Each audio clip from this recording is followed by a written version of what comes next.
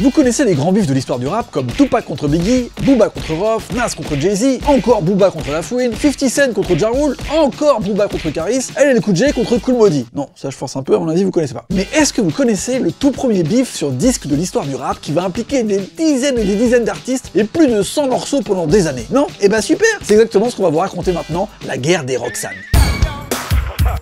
En 1984, la guerre des ondes fait rage dans le hip-hop. Deux radios et surtout deux émissions sont en totale concurrence. D'un côté, chez WBLS, il y a l'émission Rap Attack avec le déjà légendaire Mr Magic accompagné d'un jeune DJ qui va devenir le non moins légendaire producteur Marley Marl. Ils représentent tous les deux le quartier de Queensbridge à New York. De l'autre côté, sur Kiss FM, on a Cool DJ Red Alert, un DJ très renommé dans les clubs affilié à la Zulu Nation, pur produit du Bronx, autre quartier de New York. Et pendant des mois, les deux émissions vont s'envoyer des petits pics d'abord gentillés, puis de plus en plus radicaux. Ça, c'est le décor. Maintenant, le pitch. Un jour, Red Alert reçoit un disque d'un nouveau groupe, UTFO. Il trouve la face A du disque pas terrible, mais joue directement la face B dans son émission en disant « Ce morceau-là, c'est un tube, c'est sûr ». Le morceau en question, c'est Roxane Roxane. Une chanson où le groupe s'adresse à une femme qui les ignore, une femme du nom de Roxane donc. Ni le groupe ni le label ne sont vraiment convaincus de la puissance de ce morceau. Mais Red Alert a raison, ça devient un tube. Plutôt affilié à Red Alert, qui le joue très régulièrement dans son émission. Un peu agacé,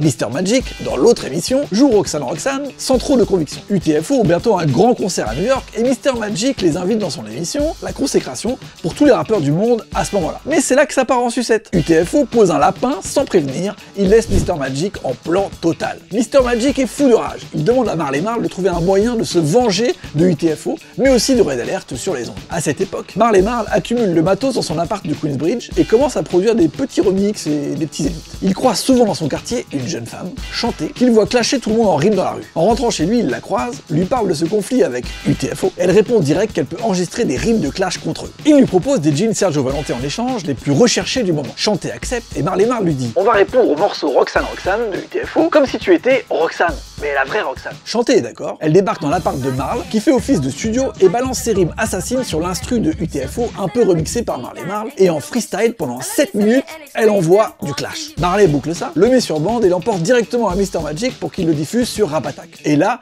c'est le raz-de-marée. Le morceau est demandé par tout le monde, enregistré et diffusé sur cassette, passé de main à main dans la rue. Un label de Philadelphie, Pop Art, va même enregistrer le morceau directement à la radio pour le sortir en disque sous le nom Roxane's Revenge, la revanche de Roxane. Très rapidement, plus de 250 000 exemplaires du disque sont vendus et Chanté devient une star, renommée Roxane Chanté, juste à cause de ce morceau. C'est le premier clash sur disque de l'histoire qui va la lancer dans une carrière fulgurante, notamment avec le Juice Crew de Mr Magic et Marley Marl. Par contre, elle n'aura jamais vu la couleur de ses jeans Sergio Valente. Quand ils ont enregistré ce morceau, Marley Marl et Roxane Chanté ne savent pas que ce n'est que le début d'une guerre énorme qu'on appellera The Roxane Wars, la guerre des Roxane, avec des réponses de The Real Roxane, lancée par UTFO, puis des dizaines et des dizaines de morceaux impliquant plus d'une centaine d'artistes et des personnages fictifs comme les parents de Roxane, les frères de Roxane, la sœur de Roxane et même son docteur. Et oui, ça part complètement en sucette. Mais c'est le vrai premier crossover de clash dans le rap qui va lancer tout le reste. Et la rivalité entre Mr Magic et Red Alert ne fait que commencer car bientôt,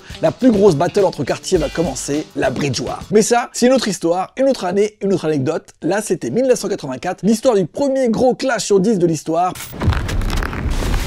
Mini